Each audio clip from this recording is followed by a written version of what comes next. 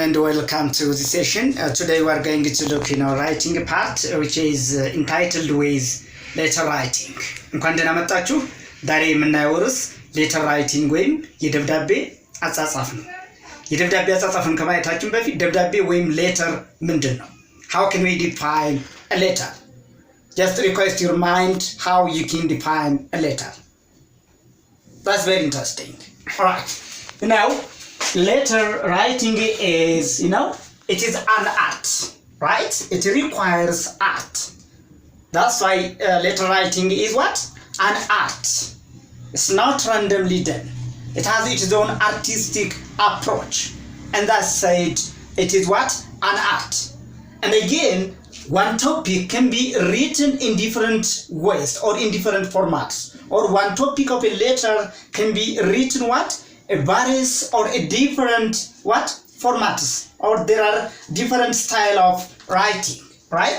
ስለ letter writing ወይም ስለ ደብዳቤ አጻጻፍ ነው የምንመለከተው። መጀመሪያ ከትርጓሜው ስንነሳ የደብዳቤ አጻጻፍ ወይም letter writing ስንል አርት ነው፣ ጥበብ ነው, right? It is an art. It requires your artistic approach.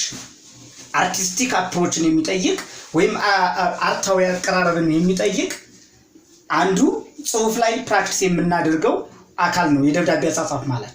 እንግዲህ ያንድን የደብዳቤ ርዕስ በተለያየ ፎርማት በተለያየ ስታይል ልንጽፈው እንችላለን, right? It is what one topic of letter writing can be written in what?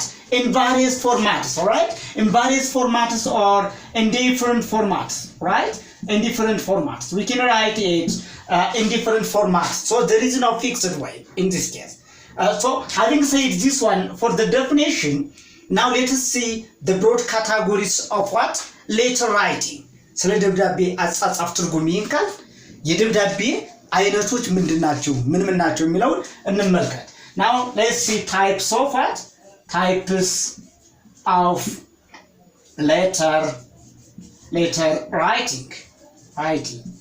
How we can write a letter? What are the types, or what are the ways, or what are the techniques that we can use to write a letter, or what are the types of letters that we can involve on writing, right?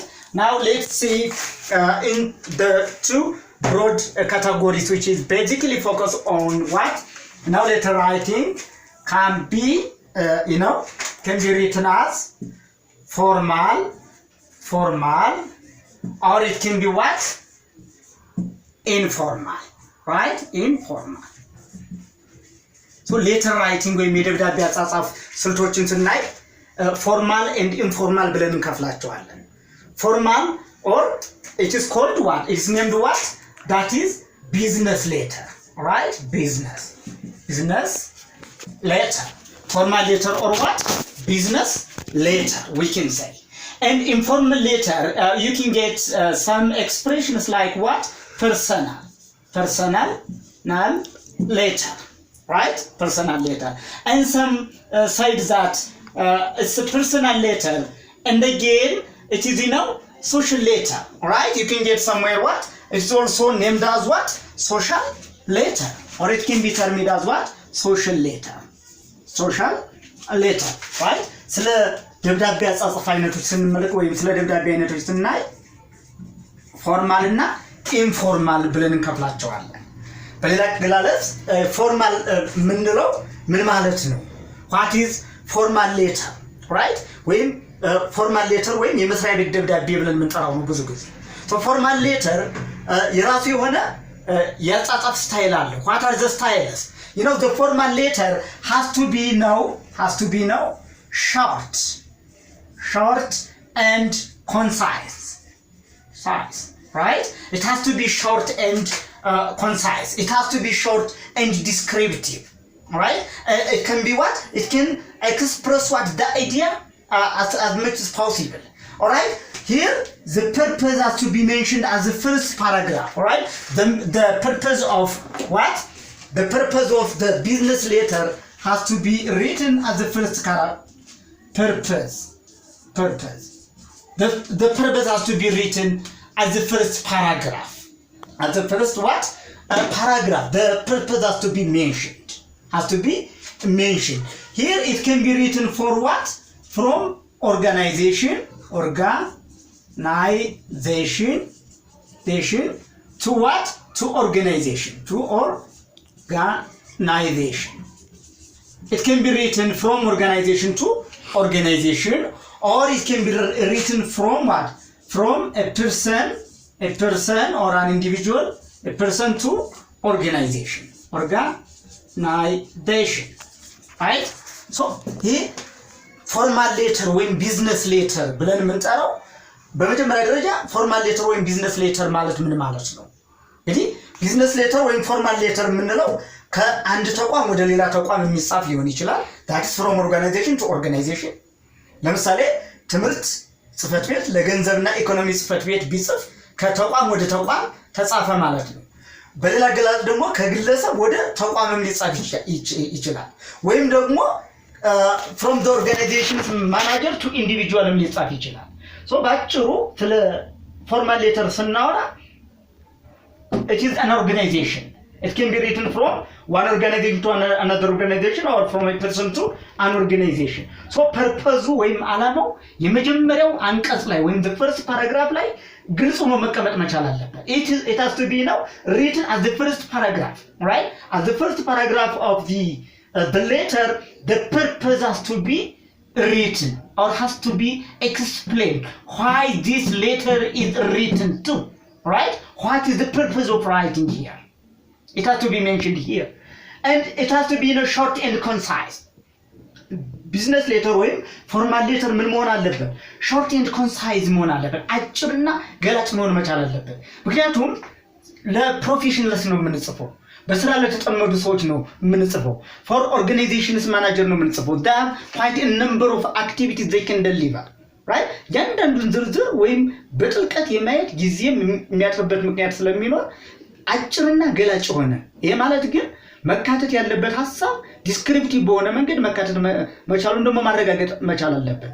it has to be short one side, it has to be concise።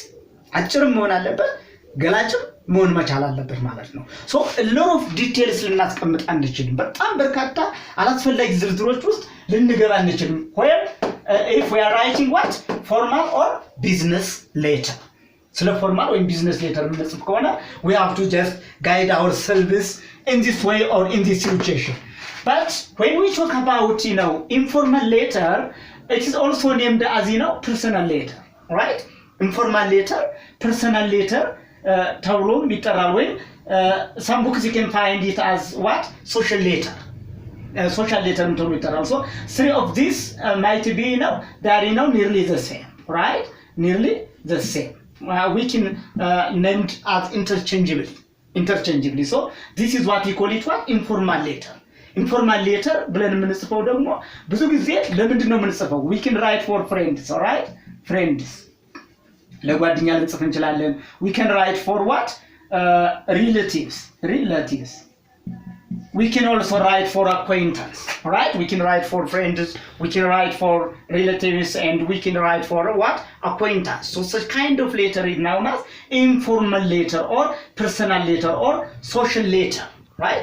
social letter ወይም personal letter ብለን የምንጽፈው ደግሞ ብዙ ጊዜ ለጓደኛ የምንጽፈው ወይም ለቤተሰብ የምንጽፈው በጣም ለምንቀራረበው ሰው የምንጽፈው የደብዳቤ አይነት ምን ይባላል ማለት ነው? ኢንፎርማል ሌተር ይባላል ማለት ነው። እዚህ ላይ የቋንቋ አጠቃቀማችንም ጭምር just we can use informal way of expression. informal so የቃላት አጠቃቀማችን እዚህ ላይ ብዙ ኬር ላናደርግ እንችላለን።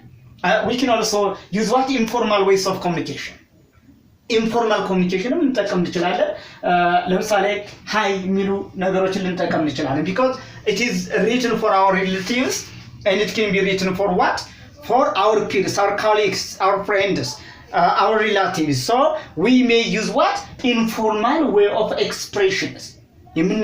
የምንጠቀምባቸው የቃላት አጠቃቀማችን በሁለቱ መካከል ልዩነት አለው። እዚህ ላይ ፎርማል ሌተር የምንጽፍ ከሆነ ወይም ቢዝነስ ሌተር የምንጽፍ ከሆነ ለእያንዳንዱ ለምንጠቀምበት ቃል በትኩረት መመልከት ይኖርብናል። በነገራችን ላይ ታይፕስ ኦፍ ፎርማል ሌተር እና ፊቸርስ ኦፍ ፎርማል ሌተር ወይም ቢዝነስ ሌተር የሚለው ላይ በዝርዝር እንመለከተዋለን። ግን የሁለቱን ንጽጽር ለማየት እንዲያመቻችሁ ከቋንቋ አጠቃቀም ጀምሮ ሁለቱ የራሳቸው የሆነ ልዩነት አላቸው።